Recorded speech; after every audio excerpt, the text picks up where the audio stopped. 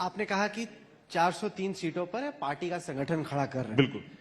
सवाल ये उठता है कि आजाद समाज पार्टी के लिए पैसा कहां से आ रहा है। बहन जी ने 23 दिसंबर 2019 को ट्वीट किया, जिसमें उन्होंने बेसिकली कहा कि आप बीजेपी आरएसएस के एजेंट हो, कि मतलब जो आप कर रहे हो, जिस तरीके से आप कर रहे हो, आप बीएसपी को नुकसान पहुंचाने के लिए, दलितों का वोट बांटने के लिए और बीजेपी को फायदा पहुंचाने के लिए आपने ये पार्टी रची।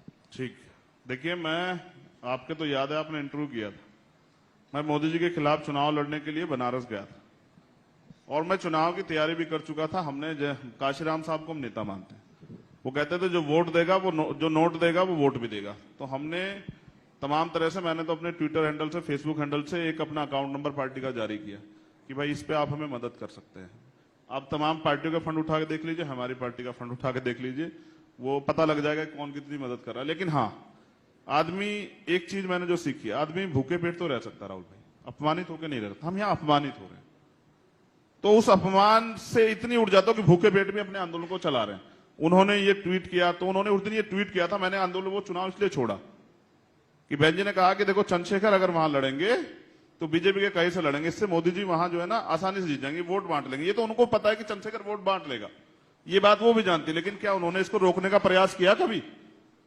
भाई उनको करना चाहिए था ना, बड़ा दिल। मैं तो, आप अखिलेश जी के, उनको भी तो दिखाना चाहिए था ना। मैं भी तो समाज से आता हूं, जब उन्होंने शुरुआत की तो थी, वो उनकी हालत भी यही थी जो मेरी आज है। आज तो वो राजमहलों में रहती है, लेकिन उन्होंने यहां शुरू की थी। तो जो क्या राजा का बेटा राजा बनेगा, बाबा साहब बेटे कौन सा सिद्धांत मानते हैं वो?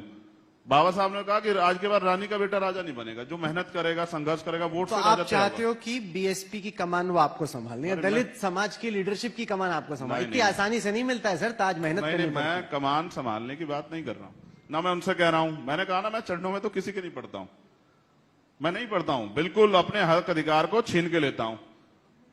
इसीलिए जो है गांव स्तर से बिना किसी बैकग्राउंड के यहां तक पहुंचा हूं। आज तक के मंच पे अपनी मेहनत से पहुंचा हूं। किसी नेता का बेटा नहीं हूं, एक प्राइमरी स्कूल के हेडमास्टर का बेटा हूं। मां खेत में घास काट के लाती, दूध बेच के उसने मुझे, हम 6 भाइयों को तैयार किया, 3 भाई और 3 बहन। तो एक गरीब परिवार, गरीबों की तकलीफ को समझता हूं। तो मैं उनसे कमान नहीं मांग रहा हूं, मैं तो अपने काम से लोगों से पूछना चाहता हूं, क्या मेरा अधिकार नहीं बैठता है? क्या मुझे मौका नहीं मिलना चाहिए? आपने सबको मौका दिया, 4-4 बार सीएम बना दिया, सब कुछ कर दिया, वो एक बार मुझे मौका देके देखे। अगर जिंदगी ना बदल दी उत्तर प्रदेश के दलितों की, जहां जहां मौका मिलेगा तब कह देना भाई, अवसर तो बैठता है ना एक बार। मैं तो लोकसभा नहीं गया। पर ऐसा तो नहीं कि बहुत जल्दी आप बहुत ज्यादा चाह रहे हैं, मतलब आप सीएम बनने की बात करें सर, विधायक तो बन जाइए पहले। अरे मैं विधानसभा चुनाव ही नहीं लड़ूंगा राहुल भाई, समझिए। नहीं लड़ूंगा, पार्टी को लड़ाऊंगा ना। मैं बनने बनाने की मैं विश्वास नहीं रखता हूं। हम तो मेकिंग मेकर हैं। इस समाज का इतना बड़ा 30% दलित समाज है, किसी को बना दे। और पहले बनाया माननीय काशीराम साहब ने मुलायम सिंह यादव को मुख्यमंत्री। आप समझ रहे हैं? मैं तो विधानसभा ही लड़ूंगा, तो मैं क्यों मुख्यमंत्री के सपने देख रहा हूं? मैं सपने देखता हूं कि दलितों पे जो शोषण, अन्याय, अत्याचार और खत्म होना चाहिए। योगी जी बड़ी बड़ी बातें, कानून व्यवस्था सब ढकोसला है, जीरो। हाथरस के मामले में आप आज के चैनल से कह रहा हूं, आपके चैनल पे बैठ के कहा था कि इस परिवार को एक सरकारी नौकरी देंगे, पता करा लीजिए, आज तक नहीं दी। कहा था उस परिवार को, वो ये तो कह सकते हैं जो मैं क्या कह, एक सेकंड, परिवार को घर देंगे, आज तक नहीं दिया।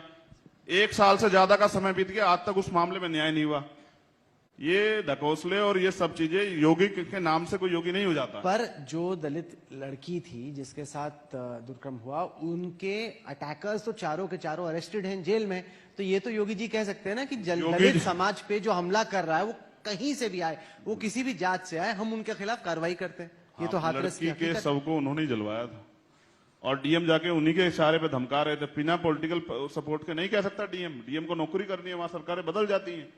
और एडीजे लॉ एंड ऑर्डर का बयान था कि रेप नहीं हुआ, तो उस पर कार्रवाई हुई आज तक एडीजे लॉ एंड ऑर्डर पे कि भाई आपने सुप्रीम कोर्ट का वायलेशन क्यों किया? उन्होंने कहा था कोई बयान नहीं देगा मेडिकल रिपोर्ट के बिना, ये काम पुलिस का नहीं है। तो हम सब जानते हैं उनके राज में क्या हो रहा है। पलिया में घर तोड़ दिया है, उसका ट्रैक्टर तोड़ दिया, घर का सामान तोड़ दिया। क्या कहा कि छोटी जात की महिलाएं मजा देने के लिए होती है, तो छोटी जात का जूता मजा देने के लिए होता है। मैंने कहा था उन लोगों को, ऐसा नहीं है। जात इंसान की जात नहीं, तो जानवरों में जात होती है। इंसान की एक ही जात है, इंसानियत। वो सभी महिलाओं का, बहन बेटियों का, सारे धर्म के लोगों का सम्मान करे, बस यही होना चाहिए। तो जाति वाति ये बनाई है लोगों ने अपने फायदे नुकसान के लिए, मैं इसको नहीं मानता। आपका नेगेटिव एजेंडा क्या है, मैं समझ गया, इन द सेंस की मायावती जी से क्या प्रॉब्लम है या योगी जी से क्या प्रॉब्लम है। आपका पॉजिटिव एजेंडा क्या है? चलिए, आप कह रहे हैं कि अगर मुझे सीएम बनाने का चांस मिलेगा तो मैं क्या करूं, बताइए, करेंगे क्या? आपका गवर्नेंस को लेके, पॉलिटिक्स को लेके, सरकार चलाने को लेके सकारात्मक एजेंडा क्या है? अब सही बात पे आपने बात रखी। ये अभी आपने स्वीकार किया ना कि अगर मौका मिलेगा तब चंद्रशेखर क्या करेंगे। तो बेहतर एजुकेशन जो है ना दलितों के लिए करेंगे, अच्छे स्कूल खोलेंगे और फ्री एजुकेशन सिस्टम करेंगे, कॉमन एजुकेशन सिस्टम, की सब लोग आराम से पढ़ सके और अपने जीवन को तरक्की में ला सके।